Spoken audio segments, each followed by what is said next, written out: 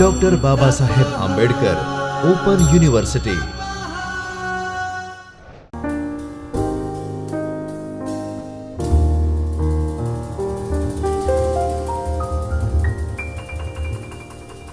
નમસ્કાર. Doctor Baba Saheb Ambedkar open યુનિવર્સિટીના ચૈતન્ય સ્ટુડિયોમાં હું doctor Deeptiba Gohil, assistant professor in political science, school of humanities and social sciences અંતર્ગત આપનું હાર્દિક સ્વાગત કરું છું. વિદ્યાર્થીઓ, SYBA રાજ્યશાસ્ત્ર વિષય પેપર નંબર 5, જેનું નામ છે લોકશાહીના પાયાના સિદ્ધાંતો, જે અંતર્ગત આજે આપણે વાત કરીશું. એકમ નંબર 1, લોકશાહીની વિભાવના અંતર્ગત લોકશાહીના વિવિધ પાયાના ખ્યાલોની. સમગ્ર એકમની રૂપરેખા આ પ્રકારે રહેશે. તમને છેલ્લે હું સ્વાધ્યાયલક્ષી પ્રશ્ન આપીશ. આમ એક વિડીયો લેક્ચરનો મારો મુખ્ય ઉદ્દેશ્ય છે કે તમે લોકશાહી વિશે સમજૂતી પ્રાપ્ત કરી શકશો. આજે આપણે વાત કરીશું લોકશાહીના મૂળભૂત ખ્યાલો વિશે, જે અંતર્ગત વ્યક્તિનું ગૌરવ, સ્વતંત્રતા, સમાનતા, ભાતૃભાવ, સહિષ્ણુતા, કાયદાનું શાસન, પ્રજાની જવાબદારી અને ફરજોનો સમાવેશ થાય છે. તો ચાલો વિદ્યાર્થી મિત્રો, આપણે એક પછી એક આ લોકશાહીના મૂળભૂત ખ્યાલોને આપણે વિગતવાર સમજવાનો પ્રયત્ન કરીએ. લોકશાહીના મૂળભૂત ખ્યાલો અથવા તો પાયાના મૂલ્યો કે સિદ્ધાંતોની આપણે જ્યારે વાત કરીએ છીએ, તો આધુનિક સમયમાં લોકશાહી રાજ્ય વ્યવસ્થાએ અન્ય બિનલોકશાહી રાજ્ય વ્યવસ્થા કરતાં લગભગ તમામ ક્ષેત્રે પોતાની શ્રેષ્ઠતા સાબિત કરી છે અને તેથી સરકારના એક પ્રકાર તરીકે વિશ્વના બહુસંખ્યક રાજ્યોએ તેનો સ્વીકાર કર્યો છે. જે રાજ્યોમાં લોકશાહી લાંબા સમયથી સફળ રહી છે, ત્યાં માત્ર સરકારના એક પ્રકાર તરીકે જ સફળ થઈ નથી, પરંતુ આ રાજ્યોની પ્રજાએ લોકશાહીને પોતાની જીવનશૈલી તરીકે સ્વીકાર કર્યો છે, જીવન મંત્ર બનાવ્યો છે અને પ્રત્યેક વ્યક્તિએ પોતાના વ્યક્તિગત જીવનમાં લોકશાહી મૂલ્યોને સ્થાન આપી જીવન વ્યવહારની સાથે વણી લીધા છે. આમ કરવામાં આવે તેને જ જીવન પ્રણાલી તરીકે સ્વીકાર થયો છે તેમ કહી શકાય. આમ જ્યારે સમગ્ર પ્રજા વર્તે ત્યારે જ એક લોકશાહી સમાજની સ્થાપના માટે યોગ્ય વાતાવરણ ઊભું થાય છે અને આ પ્રકારનું વાતાવરણ લોકશાહી મૂલ્યોના સ્વીકાર અને સન્માનથી જ શક્ય બનાવી શકાય, કે જે લોકશાહીની સફળતા માટે આશીર્વાદરૂપ બને છે. અને લોકશાહીના પાયાના ખ્યાલોની આપણે જો વાત કરીએ તો એ એક પછી એક આપણે જોઈએ કે જેમાં વ્યક્તિના ગૌરવનો સમાવેશ થાય છે. બિનલોકશાહી રાજ્ય વ્યવસ્થા કરતાં લોકશાહી રાજ્ય વ્યવસ્થામાં વ્યક્તિના ગૌરવને ખાસ મહત્ત્વ આપવામાં આવેલું છે. તેનો એક પાયાના મૂલ્ય તરીકે પણ સ્વીકાર કરવામાં આવે છે. સમાજની પ્રત્યેક વ્યક્તિના પોતાના વ્યક્તિત્વ અને વિશિષ્ટતાનો સ્વીકાર થાય અને તેનું સન્માન જળવાય તેવું ઈચ્છે છે. લોકશાહીમાં વ્યક્તિ કેન્દ્ર સ્થાને હોય છે અને એટલા માટે તે મુખ્ય છે અને તેથી રાજ્યએ વ્યક્તિનું ગૌરવ જળવાય, તેનું કલ્યાણ થાય અને તેનો સર્વાંગી વિકાસ થાય, સામાજિક, આર્થિક, ધાર્મિક, રાજકીય, નૈતિક તમામ પ્રકારનો સર્વાંગી વિકાસ થાય, એવા પ્રકારના કાર્યો કરવાના છે.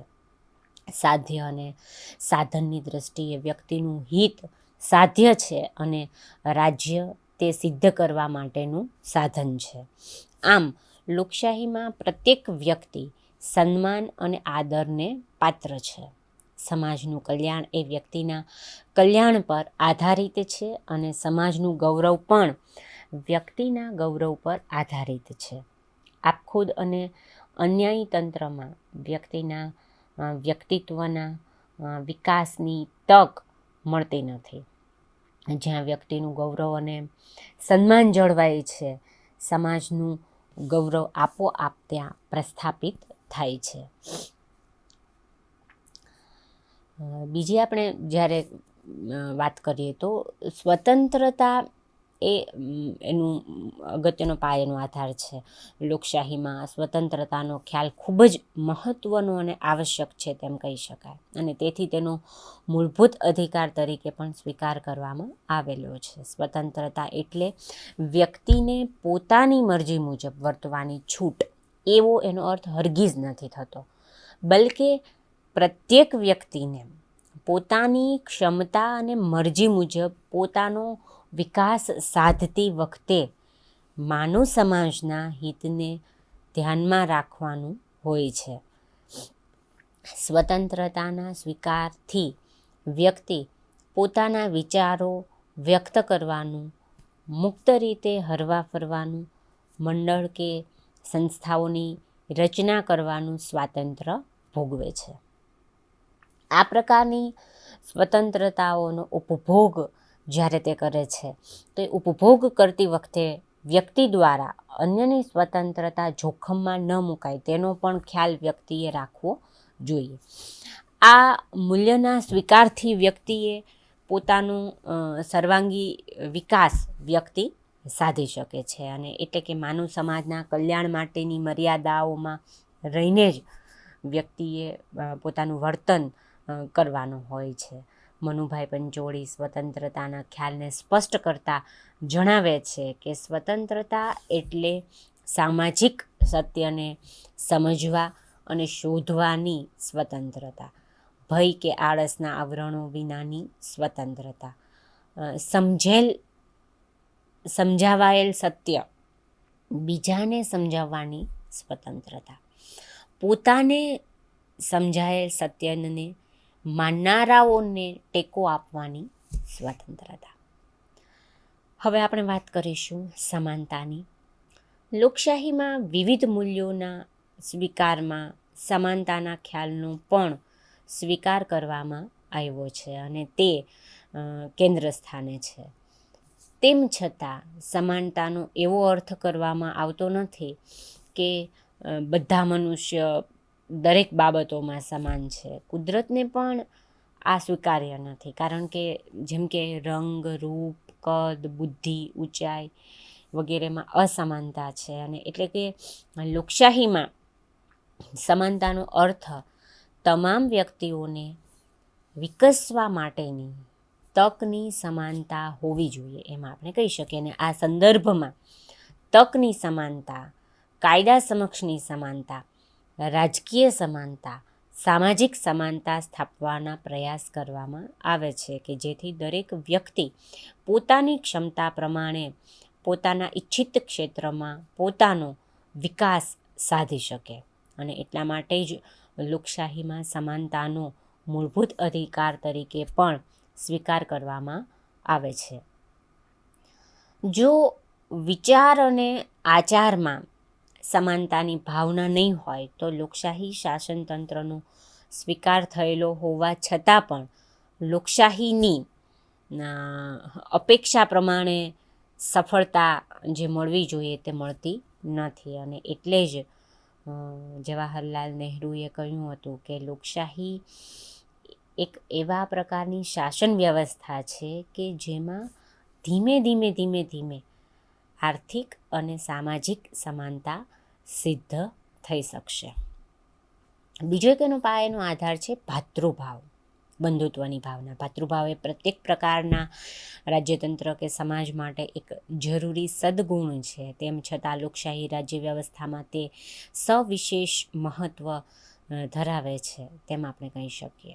કોઈપણ સમાજ કે રાજ્યનું માત્ર રાજકીય કે વ્યવહારિક દ્રષ્ટિએ સંચાલન થતું નથી, પરંતુ તેની પાછળ માનવ સમાજના સુખ સમૃદ્ધિ અને વિકાસની વિભાવના રહેલી છે. લોકશાહી રાજ્યમાં વ્યક્તિને અધિકારો આપવામાં આવ્યા છે, અને તેથી તેની સાથે તેણે કેટલીક ફરજો પણ બજાવવાની હોય છે. જો રાજ્યના નાગરિકોમાં ભાતૃભાવના હોય તો પ્રત્યેક નાગરિક પોતાની ફરજો અદા કરવામાં પરસ્પર સહકાર આપશે, અને તે લોકશાહી માટે અતિ આવશ્યક બાબત ગણી છે. ભાતૃભાવનાને કારણે રાજ્યના લોકો એક પ્રકારની પારિવારિક લાગણીનો અનુભવ કરે છે અને આ પ્રકારની લાગણીને કારણે લોકોમાં પોતાના અંગત હિતોના ત્યાગની વૃત્તિ જન્મે છે અને જેથી રાષ્ટ્ર પ્રત્યેની વફાદારી, એકતાની ભાવના મજબૂત બને છે. લોકશાહીમાં અન્ય મૂલ્યો અસ્તિત્વ ધરાવતા હોય, પરંતુ ભાતૃભાવનાનો જો અભાવ હોય તો લોકશાહીના મૂળ ઊંડા ગયા છે તેમ કહી શકાય નહીં. ભાતૃભાવનાને કારણે પ્રજામાં ઊંચ નીચના ભેદભાવ દૂર થાય છે અને લોકો સ્વતંત્રતાનો ઉપભોગ સારી રીતે કરી શકે છે અને આમ લોકશાહીનો મૂળભૂત પાયો બને છે અને લોકશાહીમાં એકબીજા પ્રત્યેનો વિશ્વાસ, સન્માન અને સહિષ્ણુતા એ માત્ર ભાતૃભાવના પર જ આધારિત છે. ભાતૃભાવના સમાજના વિકાસ અને સહિયારી સમૃદ્ધિની આધારશિલા બને છે. ત્યાર પછી વાત કરીશું આપણે સહિષ્ણુતા વિશેની. લોકશાહીની સફળતા અને વિકાસની આધારશિલા સહિષ્ણુતા છે અને તેથી લોકશાહીમાં તેનો પાયાના ખ્યાલ તરીકે સ્વીકાર કરવામાં આવ્યો છે. રાજ્યમાં વસવાટ કરતી પ્રત્યેક વ્યક્તિમાં ભાઈચારાની લાગણી હોય અને એકબીજાના વિચારો, એકબીજાના વલણો અને વર્તનો પ્રત્યે બાંધછોડની નીતિ લોકોમાં હોય ત્યારે સહિષ્ણુતાની ભાવના લોકોમાં છે તેમ કહી શકાય. જ્યારે પ્રજામાં બાંધછોડની ભાવના હોય, પોતાનો કોઈ હઠાગ્રહ ન હોય તથા બીજાના વિચારોને સાંભળવાની, સમજવાની અને એનો સ્વીકાર કરવાની તૈયારી હોય, ત્યારે આવી ભાવનાને સહિષ્ણુતા તરીકે ઓળખાવી શકાય. સહિષ્ણુતાના સંદર્ભમાં બે બાબતોને વિચારવામાં આવે છે. એક તો છે પ્રજાના સંદર્ભમાં અને બીજું છે રાજકીય પક્ષોના સંદર્ભમાં. પ્રજાના સંદર્ભમાં જોઈએ તો રાજ્યમાં ભાષા, ધર્મ, સંસ્કૃતિ વગેરે પ્રકારની લઘુમતી પ્રજા વસવાટ કરતી હોય છે અને ત્યારે ભાષા, ધર્મ, સંસ્કૃતિ ક્ષેત્રે બહુમતી ધરાવતી પ્રજાએ આ પ્રકારની લઘુમતીના હિતોનું ધ્યાન રાખવું જોઈએ અને તેનું સન્માન પણ કરવું જોઈએ. એ જ પ્રકારે લઘુમતીએ પણ આ પ્રકારની બહુમતી સાથે હળીમળીને રહેવું જોઈએ અને એકબીજાની લાગણીને આવકાર આપવો જોઈએ.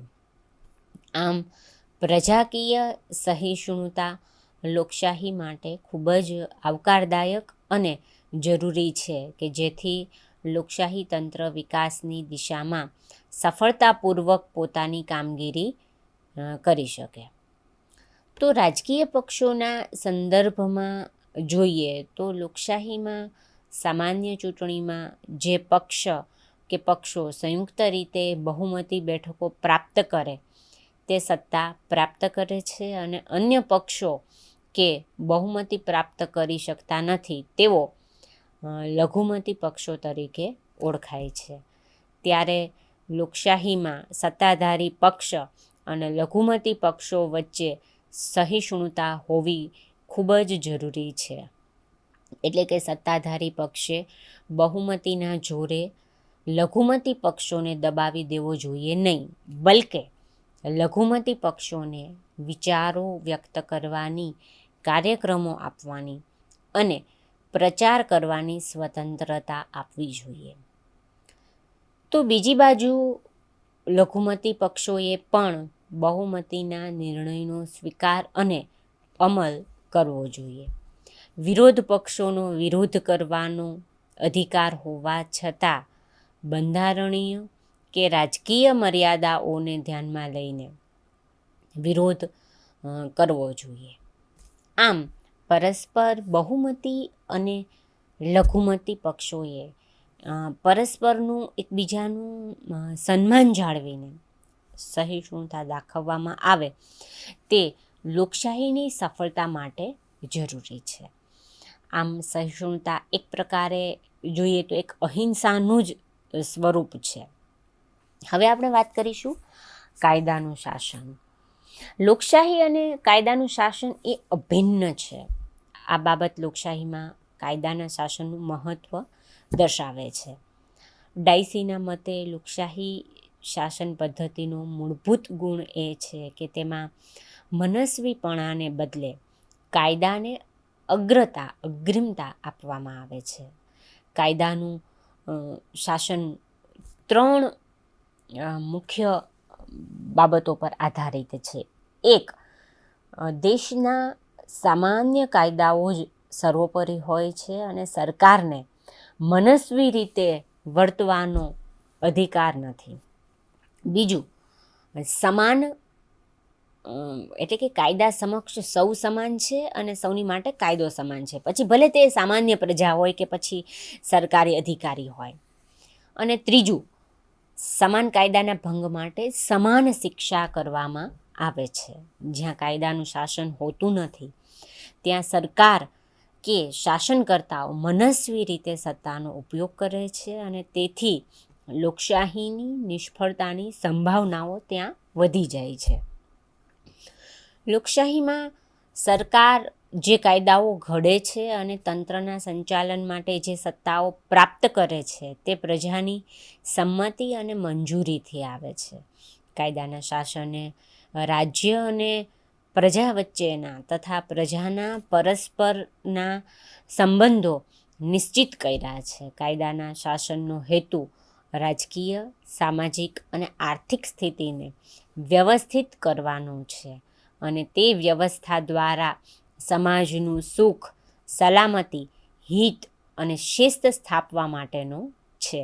અને તેથી કાયદાના શાસનમાં દરેક પ્રજાજને અને રાજ્યએ પણ કાયદા મુજબ વર્તન કરવાનું હોવાથી કાયદો દરેકને સમાન રીતે એક સમાન રીતે લાગુ કરવામાં આવે છે અને બધાને સમાન રીતે કાયદાનું રક્ષણ મળે છે.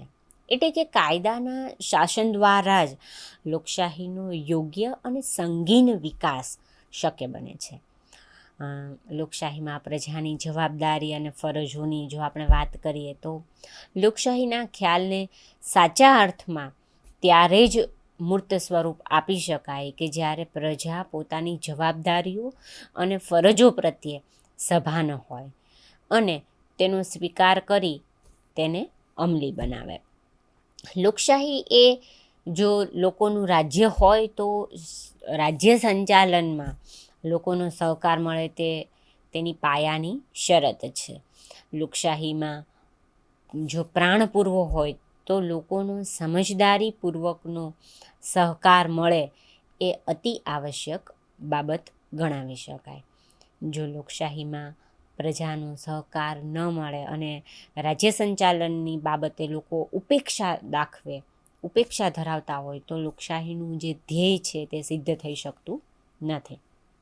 ખાસ કરીને લોકપ્રતિનિધિત્વની જ્યારે આપણે વાત કરીએ છીએ તો લોકપ્રતિનિધિ સંસ્થાઓ દ્વારા કાયદા ઘડવામાં આવે ત્યારે તેની પ્રસિદ્ધિ થાય અને ચર્ચા વિચારણા થાય ત્યારે લોકોમાં સક્રિયતા હોય અને સક્રિય ભાગ લોકોએ લેવો પણ જોઈએ અને અપેક્ષિત પણ ગણાય. લોકશાહીમાં પ્રજા રાજ્યની તમામ સત્તાઓનું ઉદ્ગમ સ્થાન છે અને છેવટની સત્તા પ્રજા ધરાવે છે. લોકશાહીમાં નિશ્ચિત સમયે પ્રજાના પ્રતિનિધિઓને ચૂંટવામાં આવે છે અને સામાન્ય ચૂંટણીઓનું આયોજન તે માટે કરવામાં આવતું હોય છે અને તેમાં સમજપૂર્વક અને નિષ્ઠાથી લોકોએ ભાગ લેવો જોઈએ. જે ઉમેદવારને ચૂંટ્યા હોય તેના સંપર્કમાં રહી પ્રજાના પ્રશ્નોને રજૂ કરવા જોઈએ અને તે માટે પ્રતિનિધિ પર દબાણ ઊભું કરવું જોઈએ, એક હકારાત્મક દબાણ ઊભું કરવું જોઈએ. પોતાના પ્રતિનિધિ કેવા પ્રકારની કામગીરી કરી રહ્યા છે તેની માહિતી અને હિસાબ પ્રજાએ પ્રતિનિધિઓ પાસે માંગવો જોઈએ. નિરંતર તકેદારી એ લોકશાહી સ્વાતંત્ર્યની કિંમત છે.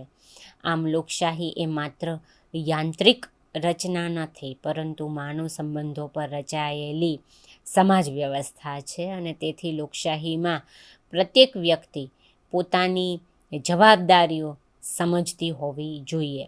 અને એટલું જ નહીં, પોતાની જવાબદારીની સાથે સાથે દરેક પોતપોતાની ફરજો બજાવવા માટે જાગૃત હોવા જોઈએ.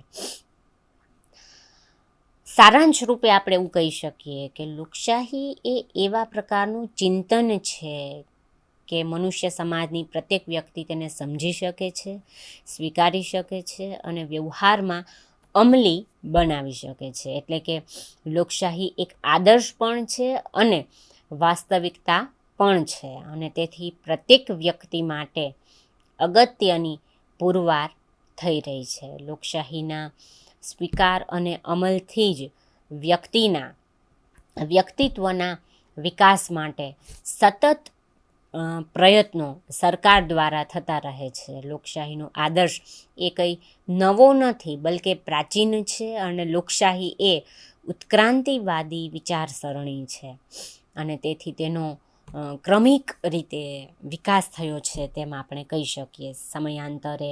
સમયાનુસાર તેનું સ્વરૂપ બદલાતું રહ્યું છે અને તેણે આધુનિક સ્વરૂપ હવે પ્રાપ્ત કર્યું છે.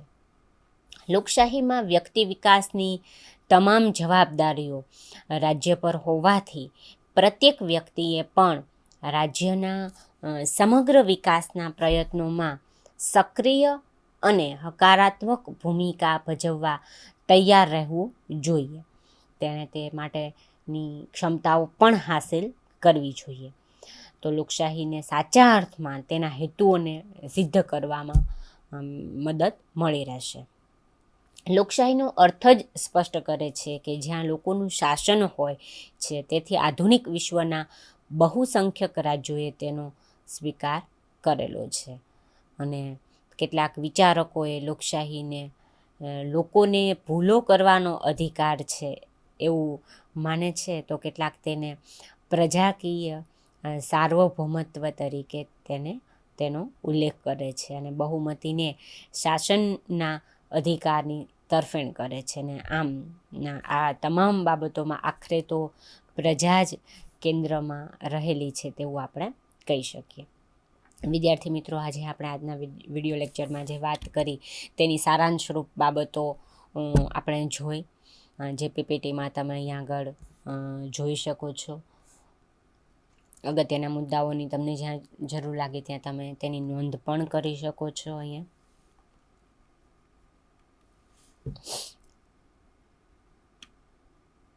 હવે અહીંયા એક મેં પ્રશ્ન આપેલો છે જેનો વિગતવાર જવાબ તમે તમારી અનુકૂળતાના સમય લખવાનો પ્રયત્ન કરજો. પ્રશ્ન છે, લોકશાહીના મૂળભૂત ખ્યાલો વિગતવાર સમજાવો. વિશેષ વાંચન માટે મેં અહીંયા કેટલીક સંદર્ભ સૂચિ પણ આપેલી છે જેનો ઉપયોગ તમે કરી શકશો. આપ સૌએ મને ધ્યાનથી સાંભળ્યા બદલ આપ સૌનો ખૂબ ખૂબ આભાર. નમસ્કાર.